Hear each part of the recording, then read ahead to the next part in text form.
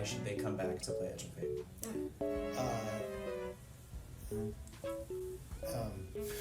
Well, we're waiting. Bungie has finished their final dev stream, and next week is the release of Edge of Fate, and the community could not be more divided on it. And to be brutally honest, saying it's 50-50 is being generous. Seriously, most of the overall community is not happy with the Edge of Fate, with many canceling their pre-orders. In fact, we have some slight insight into data that pre-orders are way down compared to the final shape. Yes, the final shape has been mentioned. Don't worry, we'll dive into more of that with some fair insight. Now, I would like to preference this video by acknowledging that there will be some bloodthirsty Bungie fanboys, and yes, many who are going to be immediately peeved at the title. But let me be brutally honest, I will give detailed explanation of why Edge of Fate has already failed and why I don't recommend others to buy it at the end of the video. Now, I know there will be people trying to claim this video is rage bait, but here's the thing. It's not rage bait if it's true. You want answers? I think I'm entitled. You want answers? I want the truth! You can't handle the truth! Also, just as another point of educating the Bungie fanboys, criticism does not inherently mean hatred. Criticism can be a constructive tool for improvement, focusing on specific flaws or areas needing attention. I don't hate Destiny, but I do have plenty of criticism to provide in the hope that the games improve and that Destiny doesn't die, because against popular belief, I really do love the game. In order to see why Edge of Fate is already a failure, we need to go back a little bit before Edge of Fate was even a focus point. Marathon. Yes, everyone's favorite plagiarism simulator.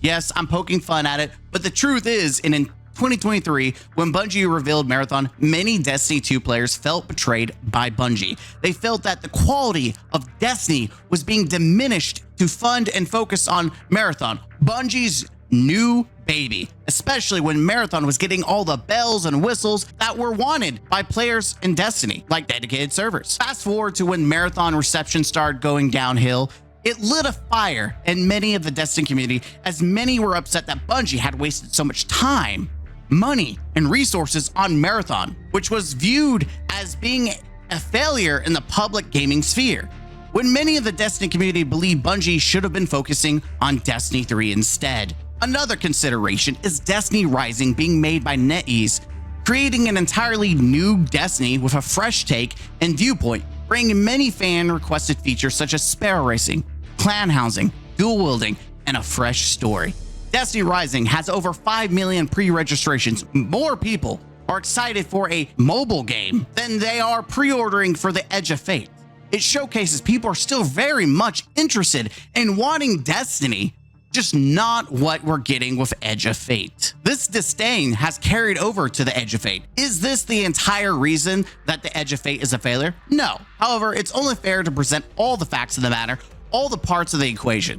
See, after the conclusion of the Light and Darkness Saga, many of the community wanted Destiny 3, but Bungie continued to crank out expansions, but at a smaller size, which enraged the community even more, to the point that many of the content creators began labeling all the systematic changes coming to Destiny as Destiny 3 or Destiny 3-like changes. Now, the last thing to focus outside of the Edge of Fate itself is the final shape. We have to acknowledge the reality that many players were done with Destiny after the final shape. Many have cited not to return until a Destiny 3 or simply just done with the franchise, period. Bungie has the unfortunate task of trying to make their introduction to a new saga compete with the conclusion with its last, as we have real-life examples of other forms of media trying to follow the same direction. A perfect example is Marvel, as they have struggled to form a new saga within the Marvel universe after concluding their big Infinity War saga. Alright, finally, moving on to the reveals and focuses surrounding Edge of Fate, as this is the main point of failure from Bungie. But Bungie revealed the tier system. That's free. What about Armor 3.0? That's also free. The firing range? Also free. The portal? Still free. The MO meter changes. Free. Power and progression changes. Involves the portal and seasons, which we know seasons are now free, and the portal itself is still free. One of the biggest reasons the expansion has already failed is because Bungie has failed to advertise the actual DLC. Bungie had content creator previews, multiple Bungie blogs, and 3 dev streams covering Edge of Fate, with 90% of all of it focusing heavily on the free changes and not the DLC, with 2 of the dev streams regurgitating the same information we already knew from previous streams, content creator previews, and their own website, and it was 90% the free stuff. Because we're good at our jobs. During a dev interview, Bungie explained how they wanted to bring back questions to the Edge of Fate. We want the game to be about asking questions again. Ironic, because many people have left with many questions about Edge of Fate and what they're actually buying. I don't think I have seen worse advertisement for a product in my life, especially for a video game. It's baffling to me that they actively avoided showing any real information about the DLC until the last dev stream 2 weeks before launch. It's like trying to sell someone a car but focusing on something free that isn't even part of the purchase. Pete Grossman here at Pete's Car Garage. That's right, players. You ever want to own a Ferrari like Pete? Of course you do, because Pete's sexy. Discount on Ferraris. That's right, for only $50K. Pre-order yourself Pete's Ferrari. When you come on down to Pete's Garage and pick up your Ferrari, you're going to enjoy the experience, because we have a brand new innovation, brand new remodel of our bathroom. Absolutely free. That's right. The toilets, when you take a shit, this thing will literally wipe your ass. Absolutely free. Hell, you don't even need to buy a Ferrari. Just come on down. It's absolutely free. All the what we can do for our customers. That's right.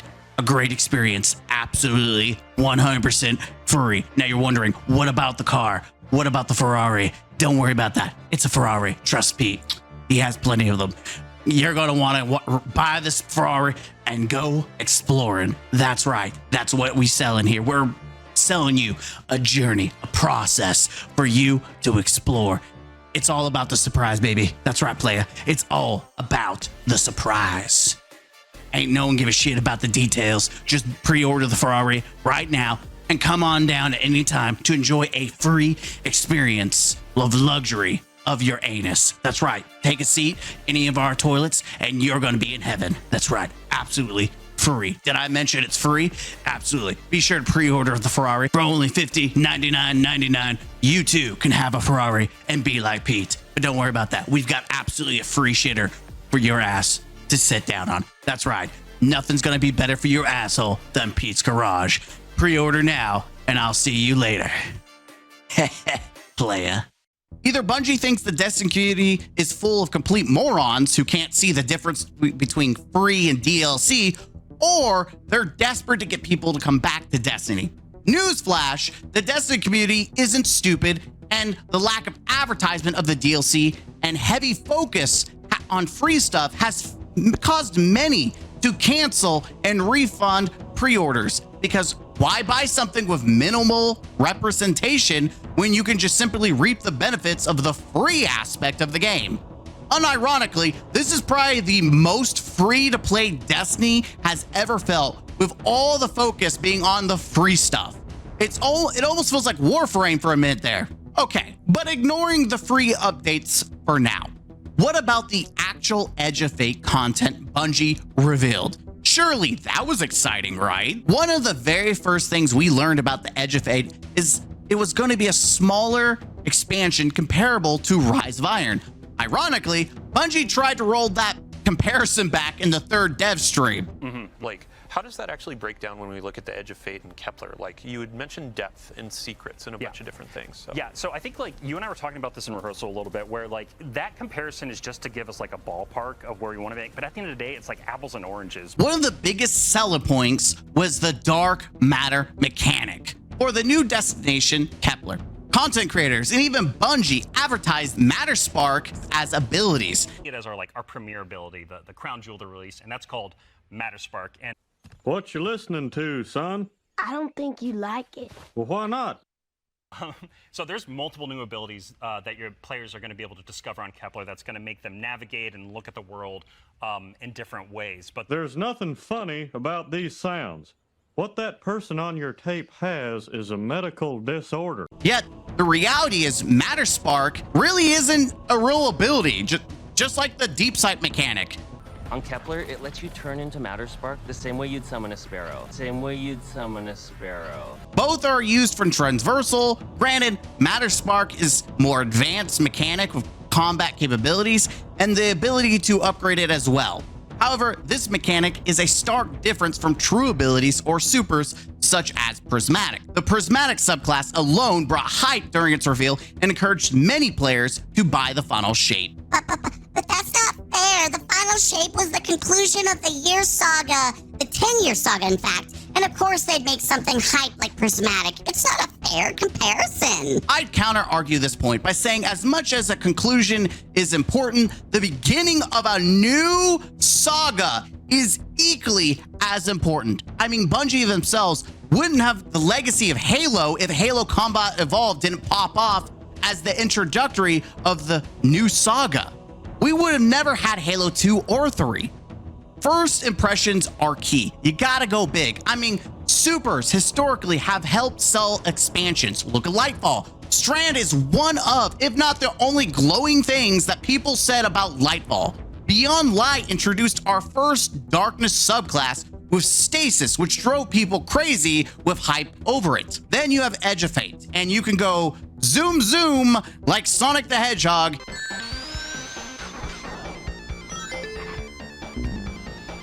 I don't think you have any idea how fast I really am. I'm fast as fuck, boy.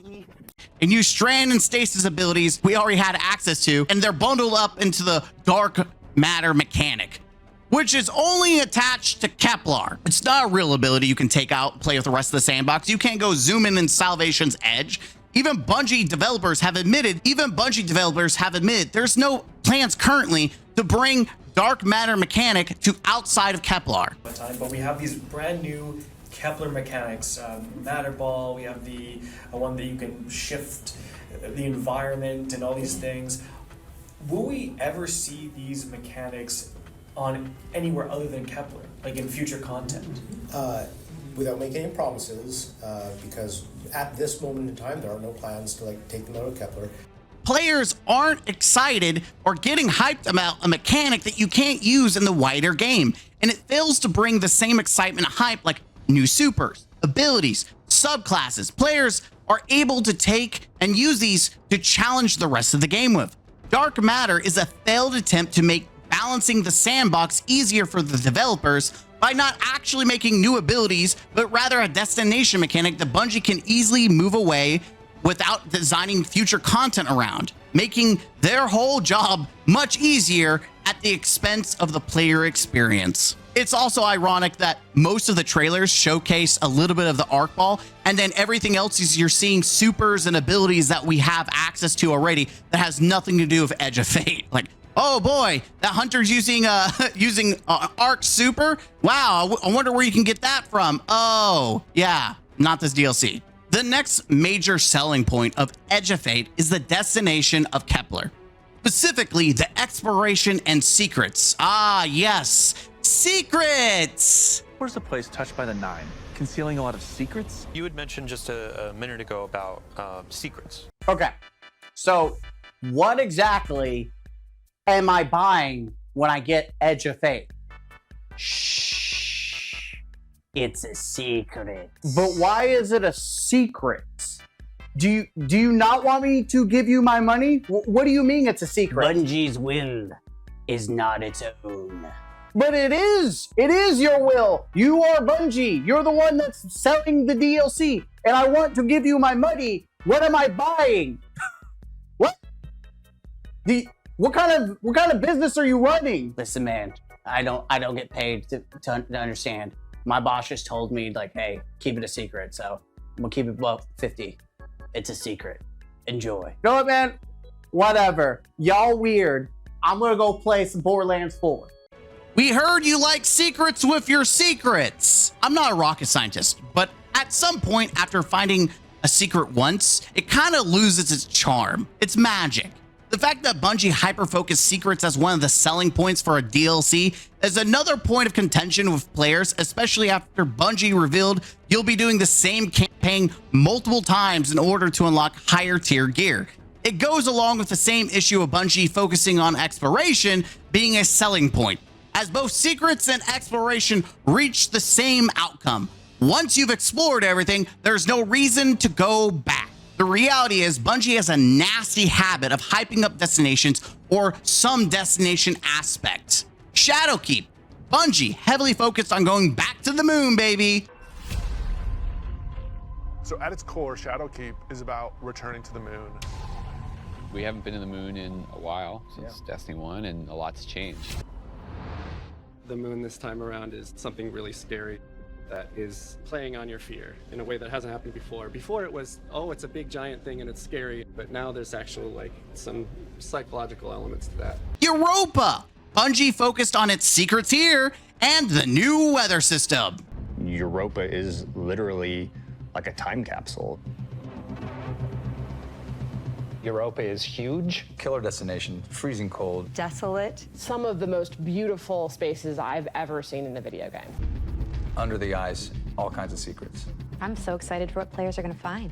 The storm on Europa was actually something we've wanted to do for a long time. We wanted it to feel harsh. The weather system is so awesome. Like, you're walking through an open space and all of a sudden things start happening. Coming across like Fallen or Vex for the first time, you can barely make out the glow in their eyes. The sound of the wind, the ice will change based on what the weather is looking like. You'll actually feel every piece of the environment changing around you to match the storm. Only to do absolutely nothing with that. The weather system has had zero impact in the game and has never been utilized in any new content since. Neomuna, again, more secrets, and of course, Bungie hyped up this destination. Hundreds of years. It branched off from Earth during our collapse and shut off any communication. So they've been secretly existing on Neptune for a very long time and keeping themselves safe. It was amazing to see how the concept artist made all of this beautiful art feel really fresh and new, but also a part of the Destiny universe. When you think about how to design Neomuna, like what's the architecture like? We're thinking of a lot of aerodynamic things, fins and sailboats. The high winds, strong pressure. We have that beach area where we show the sand is made out of diamonds. And yeah, there's some mysteries in there. The cool thing about Neomuna is that it's like this big neon-soaked city, but it has quite a spectrum of different environments. I think my favorite absolutely is the Thrillodrome. It is an arcade lost sector. So excited for people to see the Puka Pond with all of the pukas that have been like such a mystery since Beyond Light. The Typhon Imperator has landed square in Ahimsa Park. You see that the city is indeed kind of in shambles in parts. There's smoke, there's explosions in the air, and I just go back to the teamwork of everybody getting into a room and thinking like, what can we do to make this feel high octane, very explosive, and familiar? Yeah, Neomuna turned out to be one of the most hated destinations Bungie has ever made. But really, Bungie's doubling down on this smaller expansion and exploration reminds me of Curse of Osiris and Mercury. Are in fact heroic. Now let's check this out.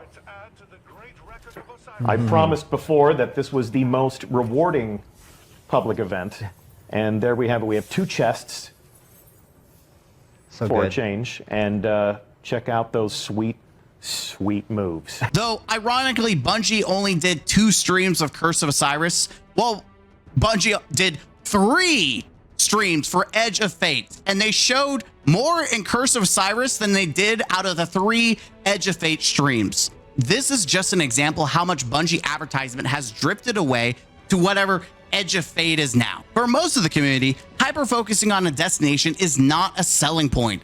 when they've got a history of abandoning destinations and never providing a reason to go back to that world or ever evolve the world in that matter. During a dev interview, they talked about not adding new perks to the exotic class items introduced in the final shape in the Pale Heart, explaining they'd rather make something new for a new DLC. Plans in the near future to add more perk options to either of the columns for exotic class items.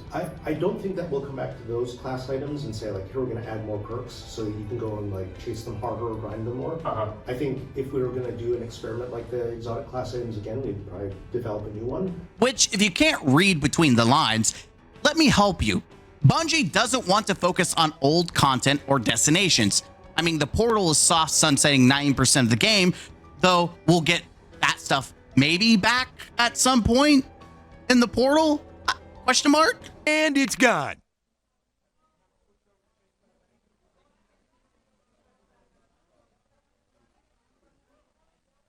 What? It's gone. It's all gone. Looking at Kepler, it gives an IO reskin vibe.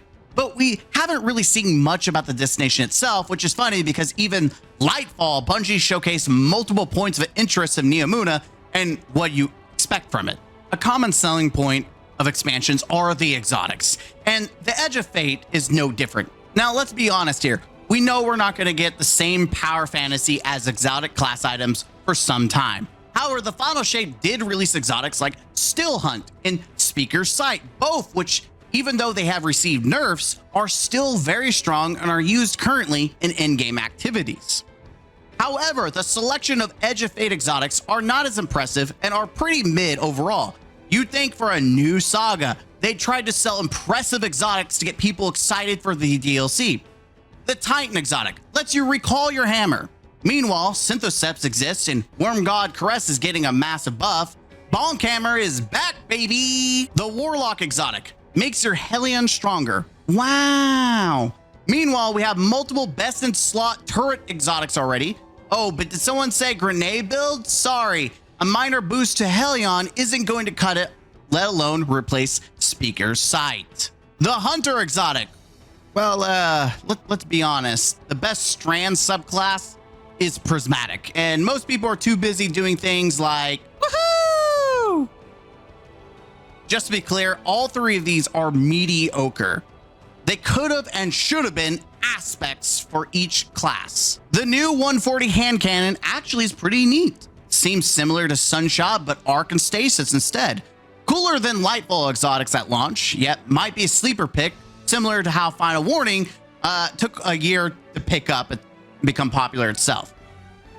The Scouts, it's a Scout. Traditionally, Scouts aren't good, and this one seems like a Scout version of Choir of One, which is a good exotic. Could it be a sleeper pick? Sure. Is it worth spending $40 on? At the moment, most people aren't interested in buying the DLC for 2 exotic weapons, if I'm being honest. After 3 streams of providing barely any information on the DLC and the Destiny community criticizing the lack of information as if the community was wrong for wanting to know what the heck they were purchasing, they finally revealed that we are getting a destination activity. What else players can expect in terms of a destination activity? Yeah, so we've seen y'all talking about it. Like we hear y'all, and this is one of those things where like we wanted to hold this back for it to be like a surprise and delight moment for everyone when it appeared on the destination in the post game. But yeah, let's just talk about it a little bit. So there is a destination activity on Kepler. It is, I'm not going to name it here. I just want y'all to see it. So this new destination activity is a fusion between Wellspring, which people liked, and Vex Incursion, which people did not like. Content creators and veterans liked it because it guaranteed we got the new exotics every time, but most people did not like the limited time public aspect of Vex Incursion. People loved Overflow and farmed Ergo Sum constantly, and even farmed for red borders for those Pale Heart weapons, and even exotic class items. But this activity is mainly used to focus farm rerolls of the mid-exotic armor we just talked about.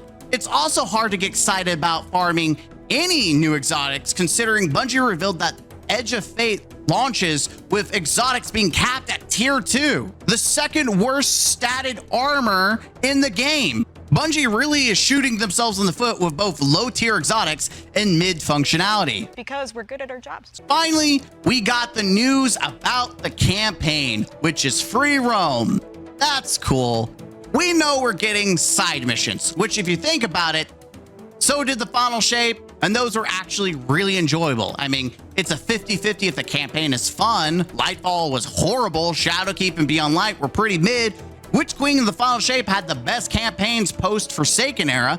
However, as the introduction of a new saga, the expectation that the campaign needs to be at least minimal with Witch Queen, that's where we need to be when it comes to enjoyability. Another aspect that Bungie revealed, which also is controversial for the community, is world tiers. Essentially, you choose to play Brave or Legendary difficulty first, similar to current expansions and that experience. Then you unlock the ability of getting Fable and Mythic difficulty, which allows you to access to more, you know we're going to talk about it, secrets! And you're able to farm tier 2 and tier 3 Kevlar armor, with Mythic providing a unique version of it. For instance, this is the prototypical grind. Do the harder mode, get unique cosmetics like a ghost or a sparrow, like other campaigns. Get unique emblems that you'll wear for one day until you do the day 1 raid, and you'll never touch the campaign emblem again. For a lot of the community, this is a pointless grind. The idea of world tiers is a failure to everyone but the most hardcore players. Generally, I'm keeping my thoughts to the end, but I'll leak out a bit. I like the concept of world tiers, but keep it a secret. Shh. Seriously, Bungie's design is already a failure simply for the fact that all you have to do is do the legendary campaign to get the power level for day 1 in the day 1 raid. Then after that, the raid should be the place to get tier 4 loot, where we know in the mid-season update with Ash and Iron, you're going to get access to the epic raid, which will let you get tier 5 loot. That's if it's not also a massive failure. We know tier 5 is seemingly time-gated, which is another failure if true. That only makes people care less about buying and playing the DLC when they'd rather wait for the mid-season update of Ash and Iron and play from beginning to end. But even with the raid and the world tier loot from Kevlar, where are you using any of this loot? The portal? That's right, Bungie's magical Sunset Square. It's free, but where else are you going to be using the loot you earned from the DLC? The raid, a destination activity, and the world tiers, which you already did in the first place to get access to tier 2 and 3 loot. I think there is a reason Bungie focused on the free stuff mostly for the Edge of Fate instead of the DLC itself. You'll get nothing like it. Which is one of the biggest reasons this DLC is a failure. Because when you understand the bigger picture, there really isn't much content to do. One of the really big goals for us was just giving you more reasons and just easier ways to play, some of the best content we built. There isn't a new strike. There isn't new lost sectors. Those seem to be replaced with secrets. Even though the two most used content in Destiny is lost sectors and strikes, legend lost sectors for exotics, and strikes for Vanguard ops for little Timmies, and grandmasters for veterans. Even though grandmasters are going away for some odd reason, they're being soft sunsetted. The lack of new strikes is a massive failure. Even though certain creators would have you believe it's not a big deal, let me remind you, Rise of Iron had 3 strikes added to it. The focus, where you'll use all your Edge of Fate gear, is the raid, the destination activity, and world tiers. And of course, the portal, which is all old content, including seasonal content like Savathun Spire and the Coil, activities that were paid that should have never been removed from the game. Yes, sunsetting never left Destiny, and it's also been a pain point with the community. However, advertising your DLC with old seasonal content is not how you drive sales. It's always been like that. People always played older content to get power level and to use the new gear on. First off, a single portion of the Destiny community hates the power grind. They hate artificial grind, which we know based on possible research from the community, it's going to take about 90 hours to get ready to get the top tier to be able to farm for tier 5 gear. Like, What are you talking about? This is the most artificial grind. And many in the community, especially your little Timmies to casual players, to even some of the veterans, are not going to want to engage in such a boring, lackluster farm that is going to be like 15 activities in the portal. First off, a significant portion of the Destiny community hates the power grind. They hate artificial grind, which that's what this is. The portal is nothing more than an artificial grind.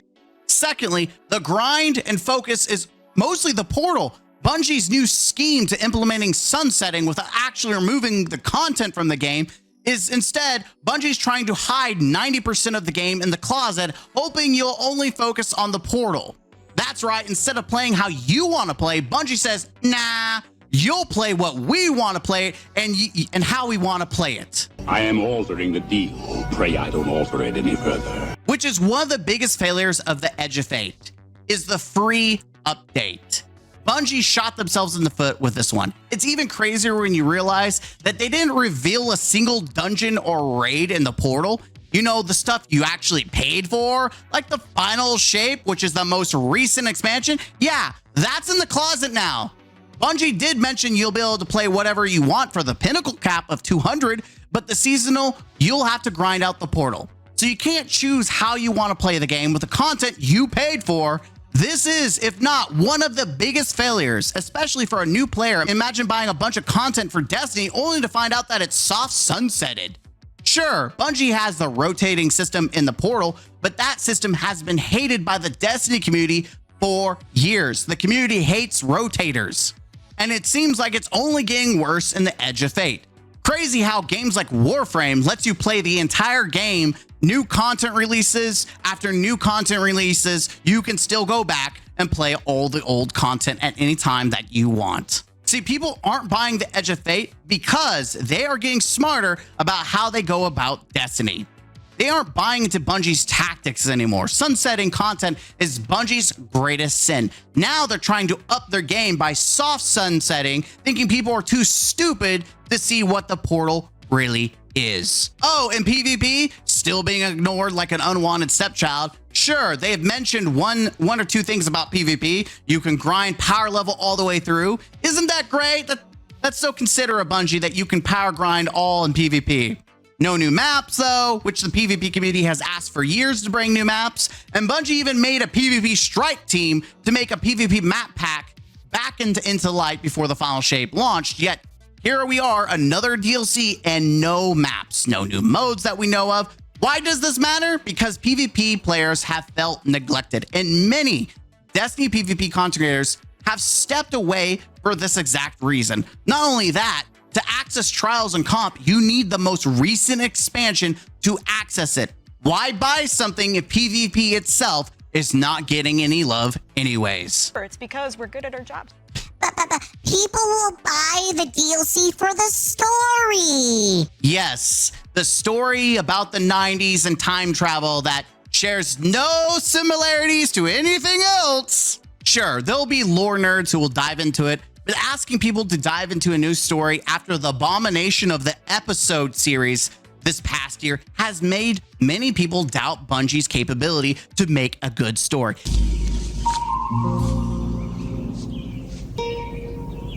What the fuck is this piece of shit? Episode Echoes made a canonic wife beater that had no resolution as a villain. She just drifted away with the Echo like it's a Saturday on the lazy river. Echo showed us that Bungie can't make good villains. So Revenant decided to bring back dead ones like Skolas, who, even though we killed again, is hinted to still be alive. But we did stab Thickrell to death, and Aramis ran off to Reese to become the fallen Jesus. And Heresy proved again that Bungie can't make good villains, so they brought back Oryx only to kill him off again and change absolutely nothing in the High Pantheon, except Savathun hates us and Ziva Wrath Uber hates us now. Context matters, and this year of Destiny narratively has been not received well. This has been the lowest player count both on Steam and console, and numbers roughly the same, and the numbers are roughly the same and have been proven to be this way multiple times. So the argument that Destiny is a console-focused game is a fallacy with nothing to substantiate that claim. Hot diggity dog! This place is magnificent. An embarrassment of riches, as they say. Bungie no longer has the goodwill of the Destiny community to sell a new Saga on story alone. Gee, I wonder who's to blame for that. It's because we're good at our jobs. One of the biggest failures is the perception of Edge of Fate in regard to Bungie's lack of creativity. The community has expressed time and time again that Bungie lacks creativity. And when you look what we know about the DLC now, we have world tiers like Diablo. We have regions like Diablos. We have a capstone missions. Where have I heard that one before? Ah, yes, Diablo. Also, these capstone missions are essentially weekly missions, which we used to have a weekly mission system back in the day, and then Bungie removed it, and now they're bringing it back, making it seem like it's a brand new concept that we've never had before, even though we have. It's because we're good at our jobs. Matterspark. They've already said it was inspired by Metroid Prime, and modifiers, that's more like Halo. Though, let's be fair, Bungie started that anyways. The 1990s vibe and time travel, Warframe, it's not plagiarism. It's just edging the line of inspiration. Bungie failed to address the years of complaints about the stability of the game, the constant error codes, the fact that content was breaking, including new content. I mean, Bungie literally soft locked themselves during their own dev stream and quickly cut away so people wouldn't see it. Nothing says good advertisement like showing your new product is already breaking.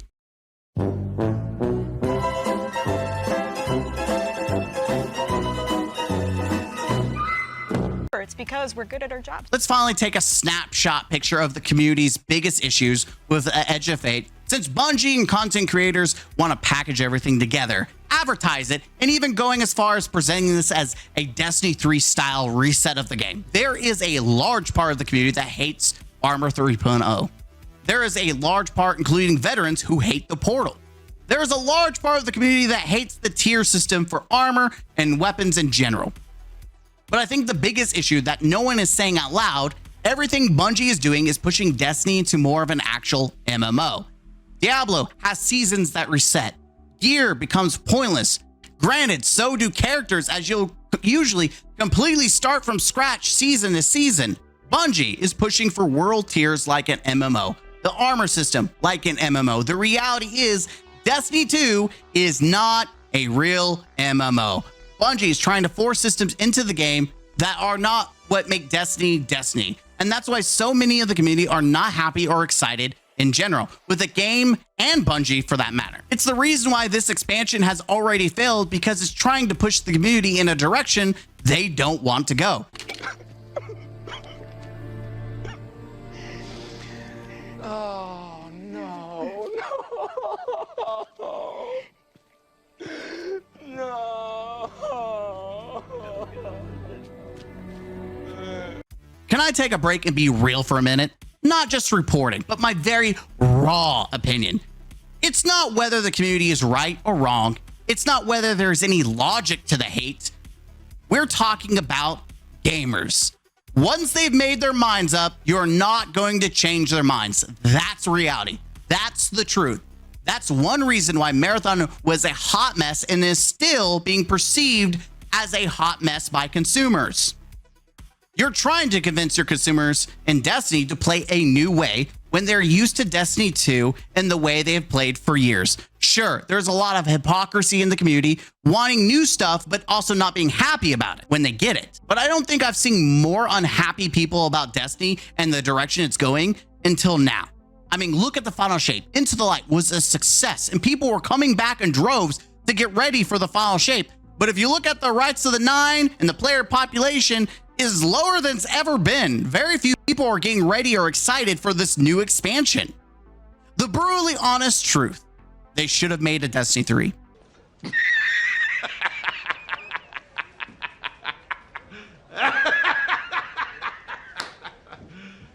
You serious? And made it a real MMO. You'd bring the most dedicated players, you'd bring in new players, and real MMO players who've wanted to play Destiny for a long time. But as it stands, Destiny is not a real MMO. It's a looter shooter with a Halloween mask that says MMO. And when you're trying to change that, players don't like it. Truth be told, you're better off making a new game and leaving D2 the way it is for the people who want to stick behind and continue playing that. Like I said, a good example is Destiny Rising, where many people are excited and hyped for that and willing to give it a shot because it's a new, fresh experience on the Destiny universe. Now, for my personal opinions about the whole situation, for those who made it to the end and wonder what are my core personal thoughts. First, allow me to destroy your gallery. Bullshit. Bullshit. Derivative.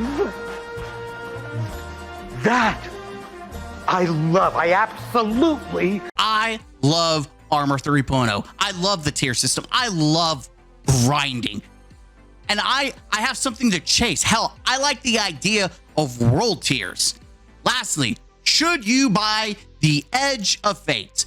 Well, first off, I brought a lot of the community criticisms on the table so you can make an informed decision yourself. But if you wanted my personal opinion, I'd say hell no. This is a new saga. Unlike the final shape where it was the conclusion of a story, the overall need to play was at an all-time high, especially if you wanted to see how the 10 years concluded. But with a new story, you really have no reason to rush. There's literally no reason at all to come back and buy a DLC that Bungie has gone out of their way to show as little about as possible. A DLC compared to Rise of Iron, which Rise of Iron revealed pretty much everything you wanted about the DLC. The raid, they actually showed an encounter, new strikes, new PvP maps. I mean, it had all the bread and butter. But as a player/consumer of Destiny, we're paying the same price, but we've lost 1 out of 2 raids a year, 1 out of 2 dungeons a year, seasonal content, strikes, at least this expansion, PvP modes, PvP maps, and a new subclass. Not to mention all the free changes are free. In fact, my brutally honest opinion, don't buy the expansion and just enjoy the free changes. Wait to buy after the mid-season update. Check out the free seasonal content, find out what the epic raid is all about, and if you've seen something you like about Edge of Fate, then jump in.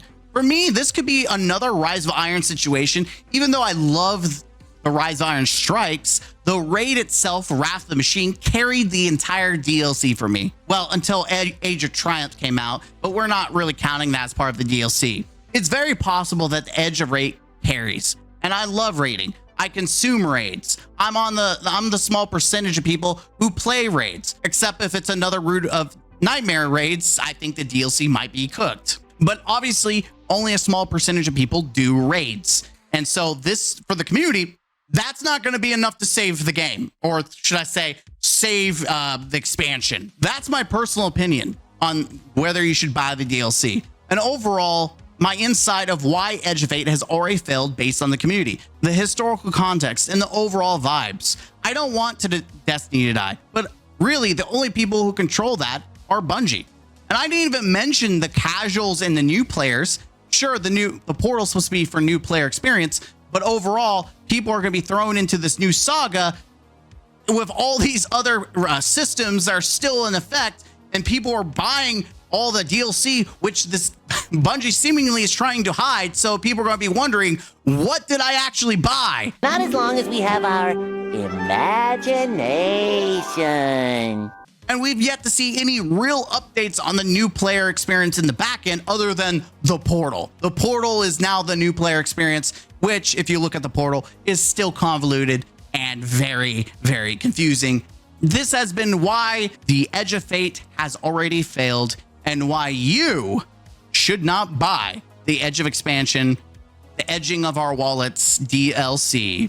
I'm Mr. Gaming Counselor. Hit the like button, comment down below, and subscribe to the channel for more. As always, don't forget to game out. Huzzah.